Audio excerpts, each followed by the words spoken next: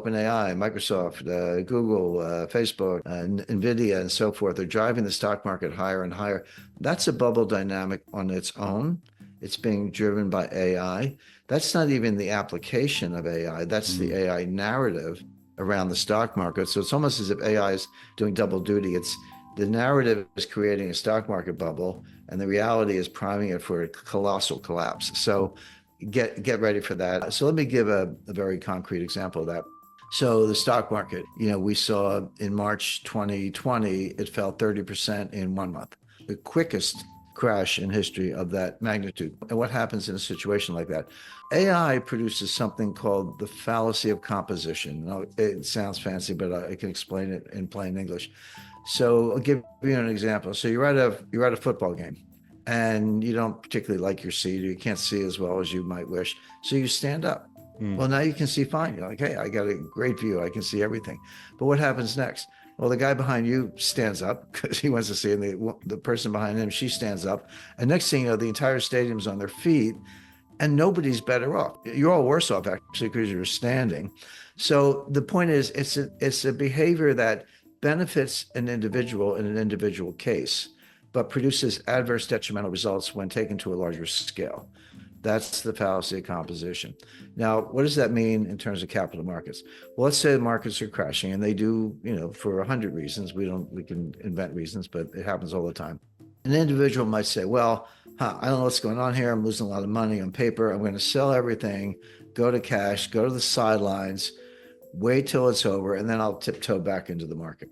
That's a perfectly rational approach for an individual. It's, you're trying to, not losing money is as important as making money. So sell early, go to cash, go to the sidelines, tiptoe back in when the coast is clear. That's a smart and individual strategy. But what happens if everybody in the market does the same thing? Well, we know what happens. You have all sellers, no buyers. Markets aren't just crashing, they're going straight down through the Everyone's floor. running for the fire exit. Correct. And then you've got to, then you get into circuit breakers.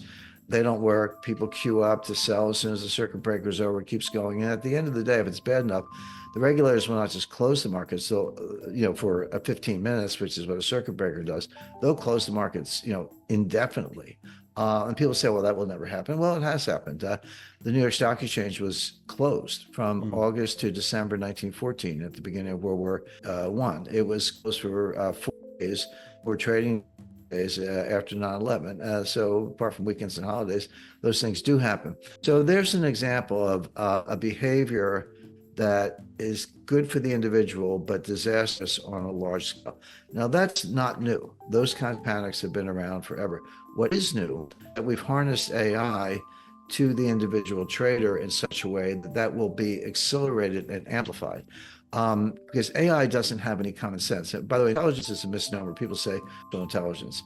There's no intelligence, no brain behind the curtain. It's math. It's pure math.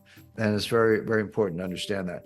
So now what happens is, we're handing over our decision-making to artificial intelligence. There are actually hedge funds that have launched to say, we're not going to pick, we're going to let the artificial intelligence pick the stocks for us. And by the way, some of them have had some early success. It's often the case that if you're the only one doing it or you're early, you get some benefits. But again, as I described, as more and more people jump in, they'll all be on the same side of the boat and it'll tip over. So what you're doing basically is you're taking human nature, which hasn't changed in the history of civilization, but probably much longer than that, combining it with AI, which mimics it, putting it together and getting into a feedback loop that will amplify and accelerate the dangers I'm describing. That same thing is true in a banking panic. So we've all seen grainy black and white pictures of bank runs in the 1930s where you have mostly men in overcoats and fedoras in the rain lined up around the block trying to get their money out of the bank, which they're not going to do because the insiders already took the money. But we recall that from the Great Depression. This is exactly the same thing, but at much faster speeds, much faster scale. So now, an example would be in a bank run, you just take your iPhone, your Android out and say, move the money here, push, done. And then you text your friend, hey, get out while there's still time. He or she does the same thing, boom, done.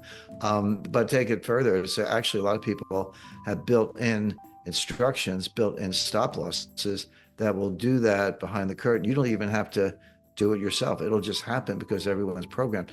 But if everyone's doing the same thing, and that's really the point, they're programmed to do what makes sense for an individual, but it's disastrous at scale. And I have a couple different characters. One guy is a family office manager. Another couple of guys are market manipulators. They're criminals, but they know AI. They know how to do deep fakes and so forth. You have a central bankers on a plane. They can't get to them on time. Reporters, et cetera. And then, Chinese intelligence are trying to disrupt the market. They're not even trying to make money. They're trying to destroy the markets. And the point I make is that there's no mastermind. It's not as if the Chinese cyber warriors are in touch with the market manipulators. It's not as if the market manipulators are in touch with the portfolio manager. It is the case that they're all acting individually, using AI, using deepfakes, et cetera.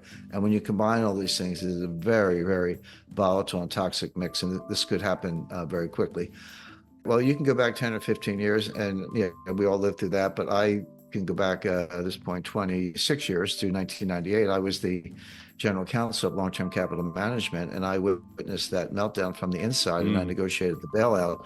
And what people don't know is okay, it was $4 billion, all cash, 72 hours, no due diligence, get it done. And there were, it was an army of lawyers. I was the lead lawyer on one side of the deal, but there were hundreds of lawyers involved. But my point being, we got the money in, and foamed the runways, and the engines are on fire, but we didn't crash the plane, but we came this close. People, that people don't realize we were just hours away from shutting every market in the world. So I was a front row seat, firsthand witness. That was before AI, and that's really my point. Take those dangers, which are real, and you point to 2008, and that was real, and now combine it with the accelerant and the amplification of AI in the way we just talked about, and you see it's even more dangerous. Meanwhile, what's going on in the stock market? OpenAI, Microsoft, Google, Facebook, NVIDIA, and so forth are driving the stock market higher and higher. That's a bubble dynamic on its own. It's being driven by AI. That's not even the application of AI. That's the AI narrative around the stock market. So it's almost as if AI is doing double duty. The narrative is creating a stock market bubble, and the reality is priming it for a colossal collapse. So get ready for that. And I talk to in the book, I explain to readers, kind of what they can do to help themselves. I also I never do scenarios like that without offering some solutions. I think that's, you almost have it. You can't just, I don't try to scare people. I try to warn people, but I also have some solutions. One of the solutions is a branch of science called cybernetics. And cybernetics comes from a Greek word. In its origins means the helmsman, like who's steering the boat. You're the helmsman. This goes back to the Odyssey. And I'll give you again a concrete example. So let's say you're driving on ice. I live in the mountains, so I end up on ice every now and then.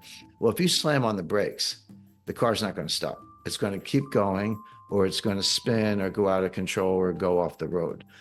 What you do in a difficult situation is you tap the brakes. Tap, tap, tap, tap. Keep two hands on the wheel, stay focused, and hopefully the car will come to a safe stop. Well, let's apply that to markets. Right now, the circuit breakers, and they came out of the 1987 crash, and the stock market fell 20% in one day, not in a month or in a year, in one day. But they set the circuit breakers. So the market goes down a certain amount. They close the markets for 15 minutes. Supposedly it gives people time to talk to each other. Hey, what do we do here, et cetera. Reopen. But if you hit the next circuit breaker, there's another 15-minute closure. And on the third circuit breaker, you shut the markets.